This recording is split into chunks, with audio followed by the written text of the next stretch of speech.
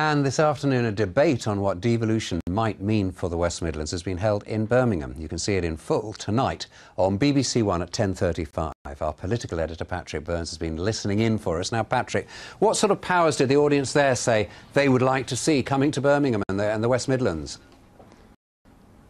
More spending power for local decision makers is the big one, Nick, over things like skills, transport, economic development. In what turned out to be a very wide-ranging debate hosted by Mary Rhodes, there was a lot of talk inevitably about the city-region idea that we've just been hearing about from Susanna.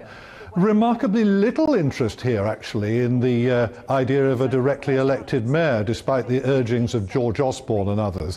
I think broadly there has been here a recognition that politically the Midlands is not punching its full weight, even though economically, as some of the speakers said, that industrially this area is Britain's answer to the Ruhr Valley in Germany. But one high-profile local MP said that now, if we really did want extra powers for the Midlands, it was up to local leaders to seize the initiative.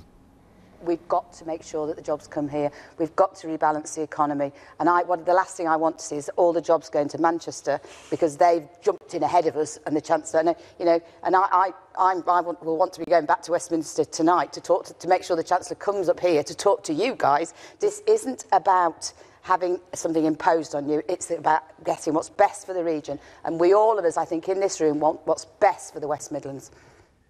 And whenever we get onto this subject, Patrick, we always hear of various tensions cropping up, don't we, between rival areas, particularly Birmingham and the Black Country. Any sign of that today? Remarkable unanimity between those mortal foes, Nick. I mean, I think the interesting thing here was that if there is a division, it's between town and country, with rural campaigners fearing a power grab by the towns and cities. We are not a cohesive region, and the deep divisions about HS2 are a good illustration of that. And the problem is that the agenda is going to be driven by Birmingham and by urban interests. We've already seen that in Advantage West Midlands, in the rural growth funding that's been hijacked by urban interests. That's the problem we face. This is not a region.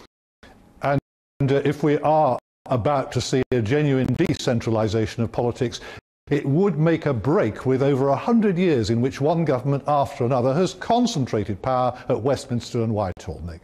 Thank you. We'd like